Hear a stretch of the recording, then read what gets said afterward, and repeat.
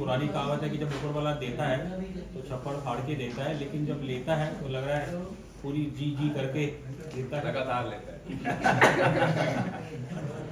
और मतलब आपका सफ़र जैसा बताया कि I think you been a video artist for some time, और आई डोंट नो आपके कितने सालों का मेहनत रही है, और उसके बाद जाके पहली फिल्म मिलना, तो सबसे पहले क्या वो एक जुबिलेशन है या there is a sense of relief?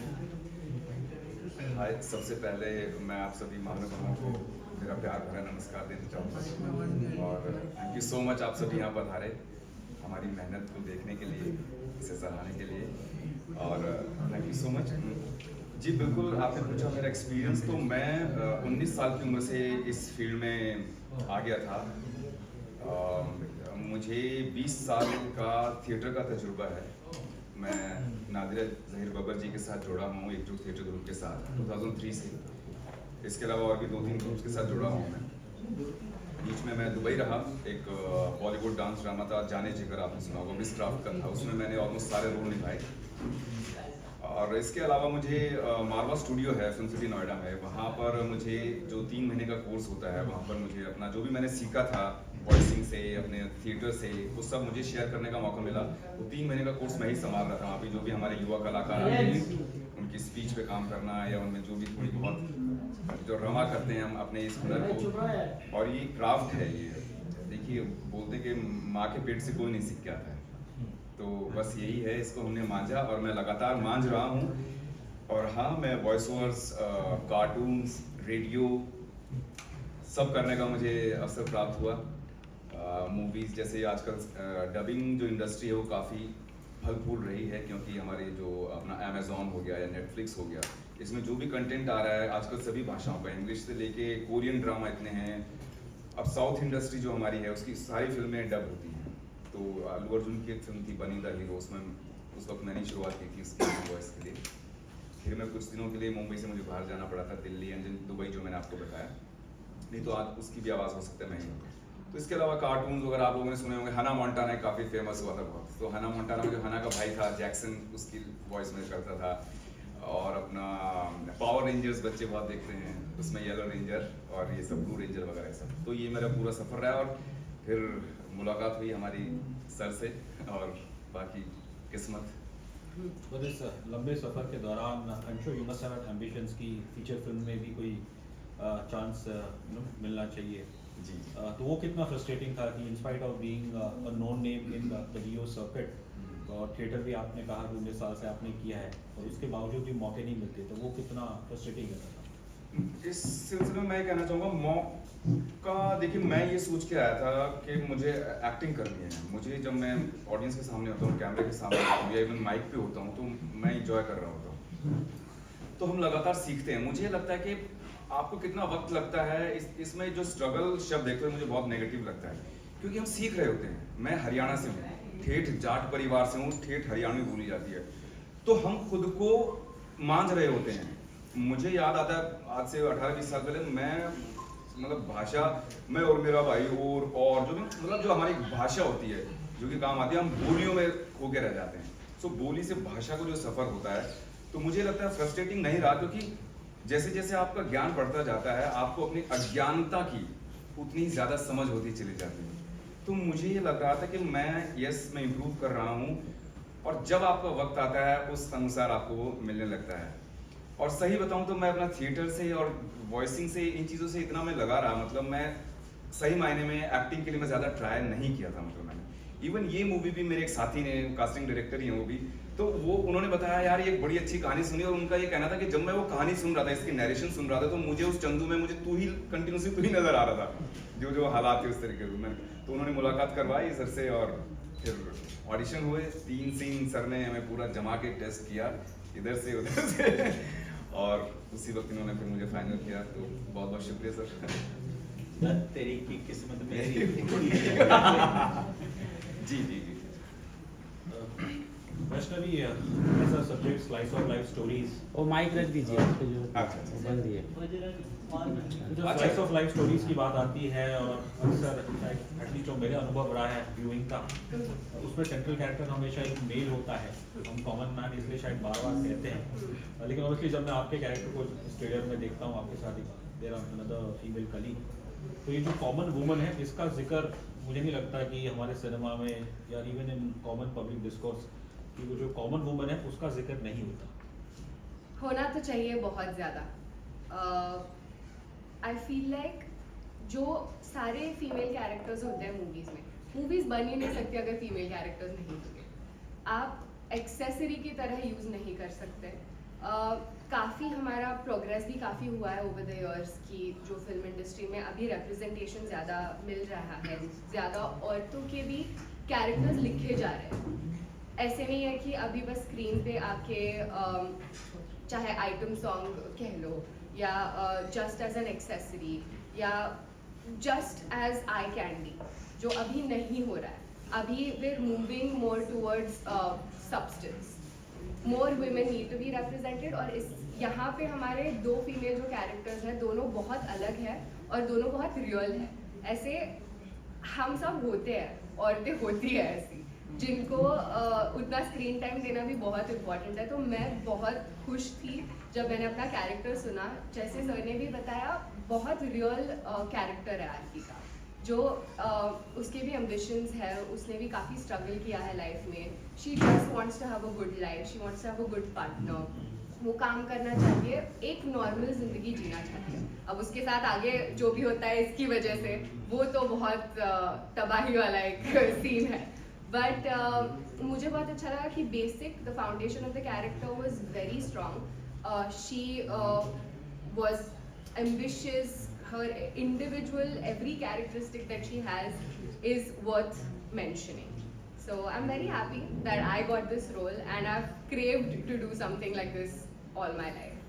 आप कहती हैं औरतें ऐसी, girls are like this only in real life also, so do you think औरतें सचमुच आदमी को पालती कुत्ता समझ? Oh no, ये तो बहुत ज़्यादा हो गया।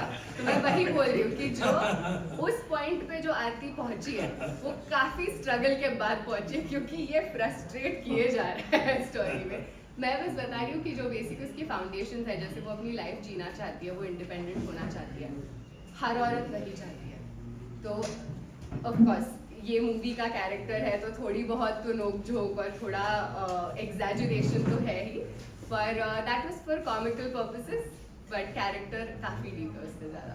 यहाँ बैठे सारे पुरुष हैं डाइस पे, केवल आप ही एक महिला हैं। तो मैं पुरुषों से पूछना चाहूँगी कितना ताल्लुक रखते हैं आप इस डायलॉग से? क्या क्वेश्चन था कि आप कितना ताल्लुक रखते हैं, खासकर आप भी बता सकते हैं। जी। मैं तो आपको तब से जानती हूँ। तो कितना ताल्लुक रखते हैं आप इस डायलॉग से? किस डायलॉग से? हाँ, पालने वाले जी पालने बिल्कुल वाले करेक्ट। आप बहुत गहरा ताल्लुक है, बहुत गहरा ताल्लुक, बहुत शानदार उत्तर देने वाला हूँ। हाँ, मुझे बता। माँ जो होती है वो बच्चे को जन्म देती है, उसे पालती है, ये कटु सत्य है। और दूसरा हिस्सा, जब हम विवाह करते हैं तो पत्नी भी हमारी पालनहारा होती है, हमें पालती है, हमारे जज्बातों को पालती है, हमें मोहब्बत से पालती है, हमारे खाने से पालती है, हमारे इमोशंस को पालती है, हमारे दुख, हमारे सुख, उन तमाम चीज़ों को पालती है। इस संवाद का मतलब कॉमेडी में दूसरा अर्थ हो सकता है, पर वास्तविक जीवन में तो मैं उसे एक्सेप्ट करता हूँ कि अर्धांगिनी यानी आधा शरीर है, वो तो है। Thank you sir, thank you for saying. In fact in my defence मैं ये जरूर कहना चाहूँगा कि अब मैं लाइव एग्जाम्पल हूँ। ये मेरी पत्नी यहाँ बैठी है, ये इन्होंने लिटरली हमको पाला है और अभी भी सुबह निकलते हुए ये रुमाल रखा, खाना लिया, ये किया, वो तो लिटरली पाल ही रही है। And again one more thing, मेरे डिफेंस में मैं ये कहना चाहूँगा कि हमको जितने लोग जानते हैं वो परेशान हैं हमसे, यार तुम्हारी हर कहानी की प्रोटैगनिस्ट फीमेल क्यों होती है? तो ये एकमात्र कहानी मेरे पास उस समय थी जिसकी की प्रोटैगनिस्ट फीमेल नहीं थी।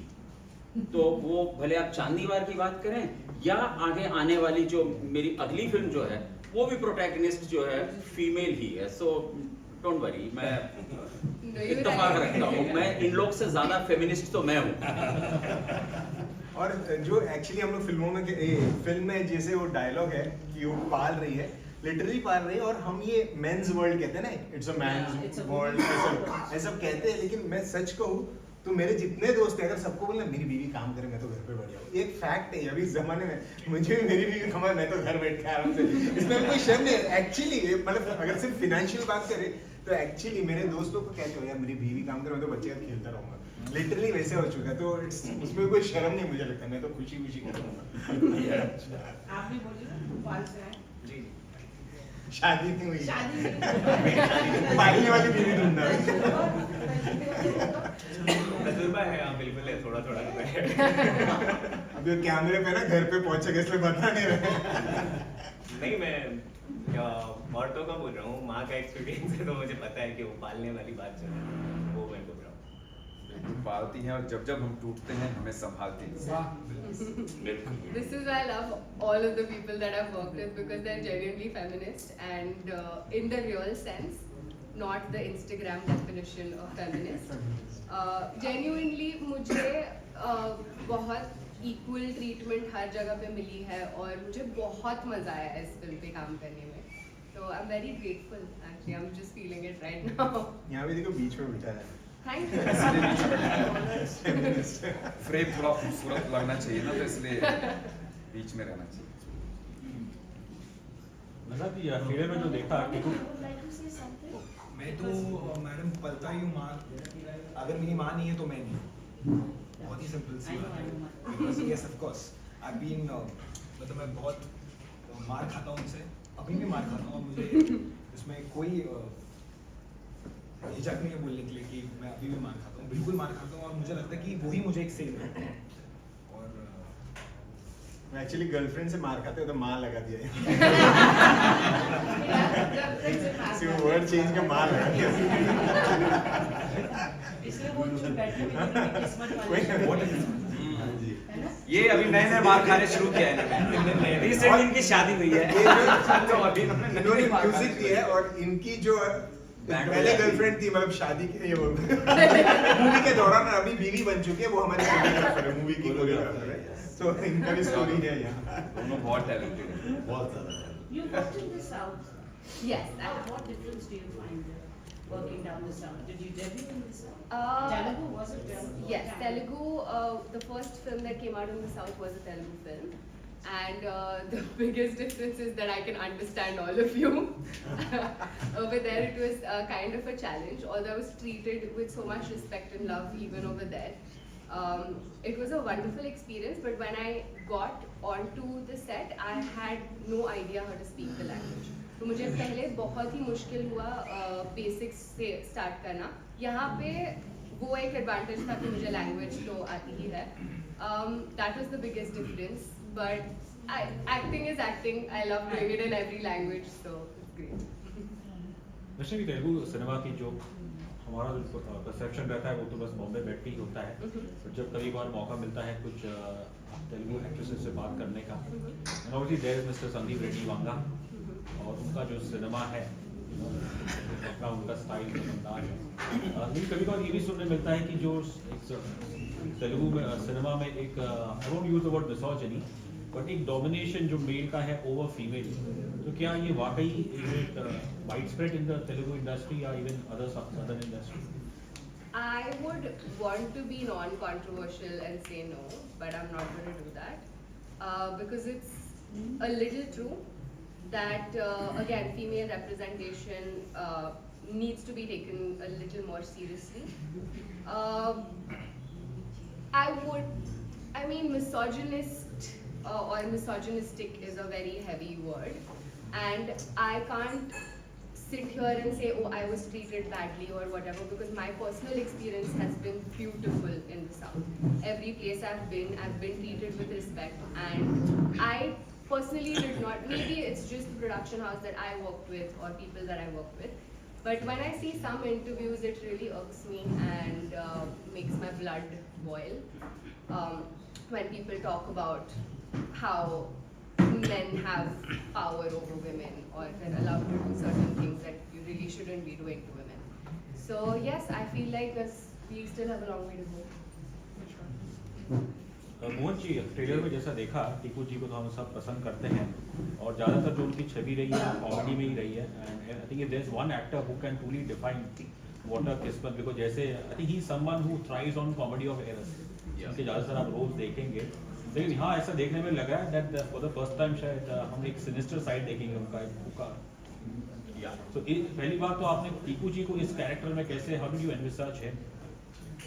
उसका सबसे पहला रीज़न ये है कि टीकू के साथ मेरा परिचय करीब ऑलमोस्ट 25 साल पहले हुआ था, जब हम अपना पहला सीरियल लिख रहे थे for VR. Chopra. And Tiku was मतलब all the biggies of comedians of the film industry, Jagdeep साहब, असरानी जी, टीकू, राजेश पुरी, रवि वासवानी, नो मोर अनफॉर्चुनेट, और बहुत सारे, ये सब के सब थे उसमें. वहाँ से मेरा परिचय हुआ and I realise that he is, जो स्क्रीन पे दिखते हैं वो तो है ही है, वो टैलेंट तो उनका दिखता ही है, but he is way beyond that. क्योंकि वो खत्म होने के बाद में ही सेड कि एक फिल्म करनी है, और वो एक किताब उन्होंने दी. सो उस किताब की कहानी ये थी कि Kajol was reading a book, और काजोल ने कही कि ये किताब इज वंडरफुल, इस पर फिल्म बननी चाहिए, और वो किताब उन्होंने टीकू को दी. And Tiku shared that book with me and we started working on it. और उसमें जो प्रोटैगनिस्ट था, जो फादर था, हु इज मतलब उसकी लाइफ का स्ट्रगल, कमाल का स्ट्रगल रहा, वो टीकू प्ले कर रहा था. And we had everything in place, but जैसा कि कहते हैं there is many a slip between cup and lip in this industry, तो वो फिल्म नहीं बनी. That was the point of time when I saw कि he is not just a comedian, he is way beyond that. And I was actually waiting, मैं इंतजार कर रहा था कभी कुछ ऐसी चीज़ आए मेरे पास जो मैं कर रहा हूँ तो मैं करूँगा. और मैंने टीकू को फ़ोन किया, और हमारा वो रोल क्या है से लेके, हाँ मैं करता हूँ, कितने तारीख को जाना है, आना, ये सब एक फ़ोन कॉल में, 10 मिनट के फ़ोन कॉल में सब डिसीजन हो गया था. So he is not just a great actor, he is also a very dear friend. ऐसे हुए टीकू तलसानिया हमारे लिए. रोनित से एक सवाल है कि सर ने बोला कि आपने एक डेब्यू किया है ये इस मूवी में, पर पहले भी आपने कई जगह पे काम किया है, जो फेस्टिवल में आपका नाम हो रहा है अभी, तो उसके बारे में क्या कहना चाहोगे? तो इससे पहले तो मैंने 2-3 शॉर्ट फिल्म्स की थी, जो बेसिकली बहुत सारे इंटरनेशनल फिल्म फेस्टिवल्स में रिलीज हुई थी. एक सी म्यूजिक कंपनी के वीडियो, म्यूजिक वीडियो. और फिर सर ने पता नहीं मैंने क्या देखा और मुझे एक अपॉर्चुनिटी दी, जिसके लिए मैं I want to really thank you, playing alongside such a legendary actor, Tiku Talsania sir. Obviously, thank you sir, Mohan sir, for giving me this opportunity. Also in such a genre which is very heavy, this is comedy. So thank you for trusting me. नहीं तो मेरे लिए बड़ा simple था. मैं sorry, मैं बीच में interrupt करके बोल रहा हूँ. तो एक मैं नाम नहीं लेना चाहूँगा, बहुत ही दिग्गज कलाकार हैं हमारे इंडस्ट्री के, बहुत ही दिग्गज हैं. उनको मैंने एक स्क्रिप्ट सुनाई थी, वो अगेन फादर डॉटर की स्टोरी थी, और उन्होंने कहा कि मैं करूँगा ये फिल्म, मैं ये फिल्म करूँगा ही करूँगा. एक शर्त है मेरी सिर्फ, get a great actress for a daughter. और मैंने कम से कम 6 महीने लगाए, लेकिन मैं एक बेटी नहीं ढूंढ पाया, और वो फिल्म नहीं बनी. वो गलती यहाँ हो सकती थी अगर हमको रोनित नहीं मिला होता तो. Because you know when you have someone like Tiku Talsania and that great actor जिसके बारे में मैं बात कर रहा हूँ, जब वो खड़े हैं, उनके साथ जो फ्रेम शेयर कर रहा है, अगर वो उतना ही टैलेंटेड नहीं होना तो वो सीन बस यूं चला जाता है. और ये जो टैलेंटेड एक्टर है, इसका दिल खट्टा हो जाता है, अब उसका काम करने का मन नहीं करता है, तो वो सिर्फ फॉर्मेलिटी करता है. सो आई एम थैंकफुल कि I got him and he did a fab job. And sir is so modest. Thank you sir.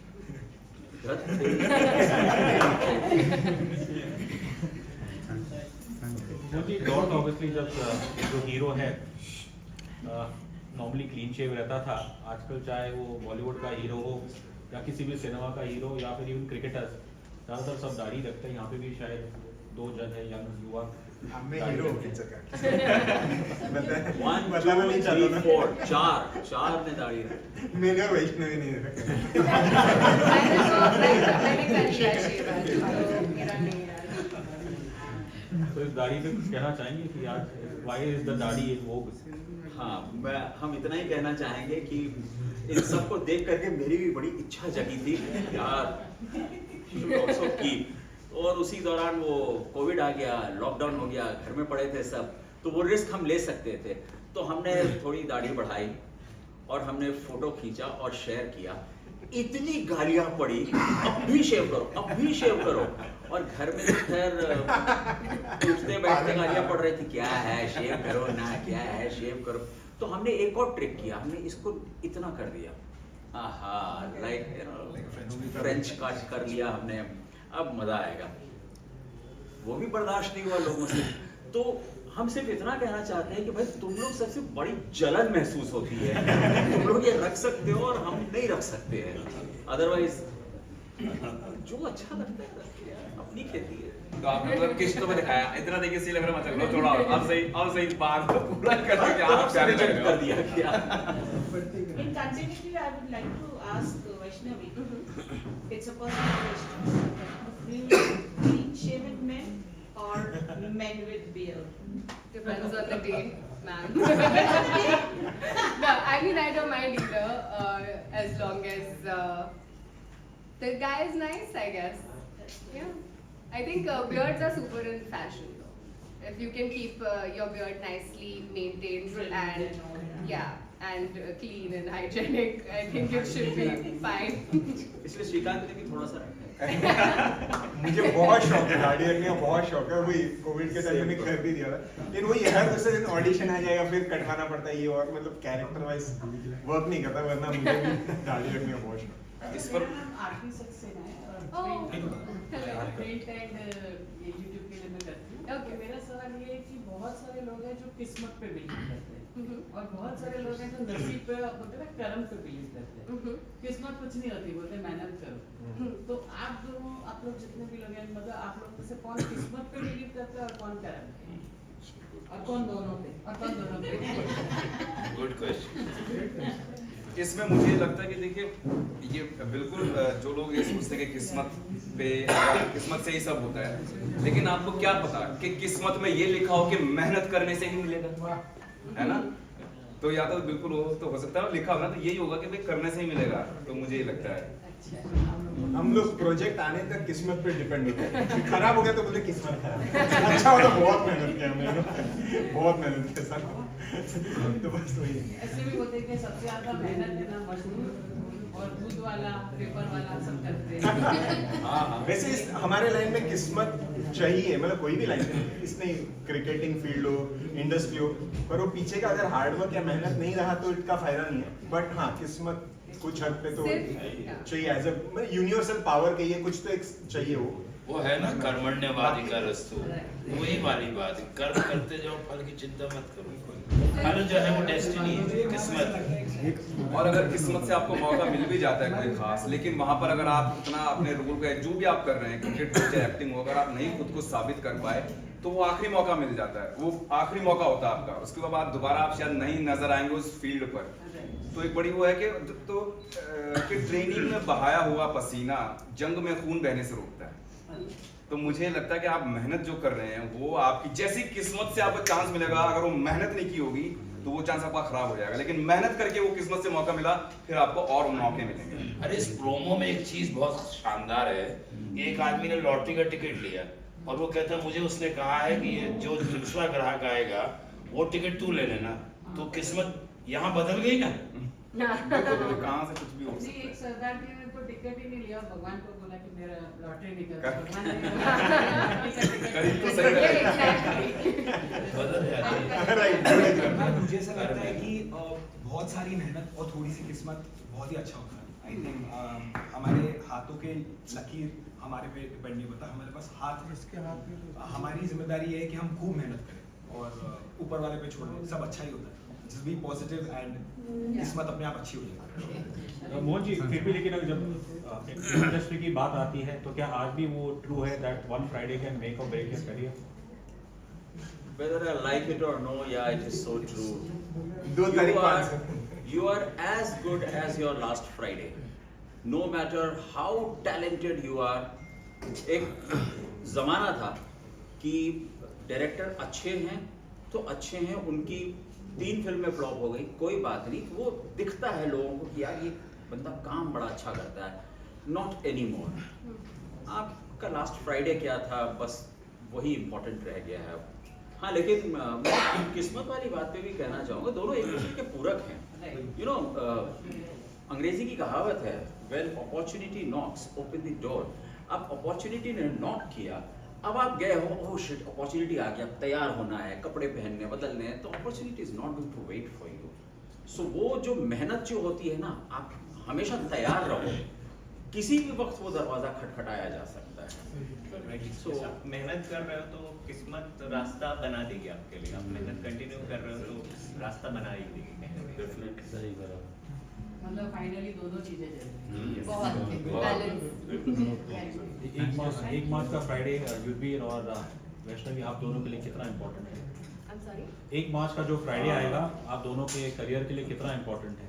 बहुत इम्पोर्टेंट है. काफ़ी महीनों से हम लोग इंतज़ार कर रहे हैं कि ये कब रिलीज होगी film.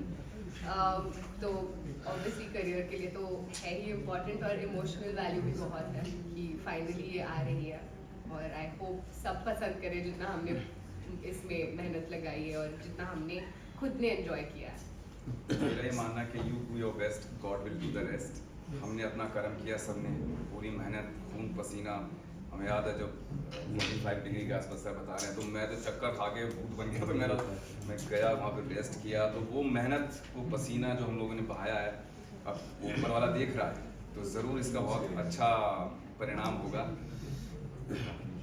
Before closing, I'll ask one question. You know, this film is clashing with Varun Teja and Manushi Chiller's film Operation Valentine. I just interviewed him.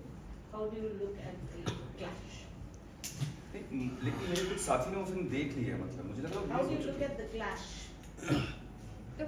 I feel like operation Valentine release वो हो चुकी है. 1st March, I just interviewed him. आज लेकिन मेरे तो कुछ साथियों ने देख ली वो फिल्म. मैं बोल रही हूँ आपको. हो सकता है वो दोबारा रिलीज कर दें. इट हैज बीन हिंदी शायद, हिंदी डब्ड हिंदी शायद Both that it's releasing on 1st. मैं इसका जवाब देता हूँ आपको. मेरा पॉइंट ऑफ व्यू है कि आज से 20 साल पहले मैंने एक फिल्म लिखी, चांदनी वार. जिस साल चांदनी वार आई, उस साल के मैं कुछ फिल्मों के नाम आपको बताता हूँ. गदर, लगान, दिल चाहता है, और उनके बीच में आई छोटी सी फिल्म चांदनी वार. हम आज भी चांदनी वार का खा रहे हैं. So it says it all. I mean, your talent, your passion, your hard work.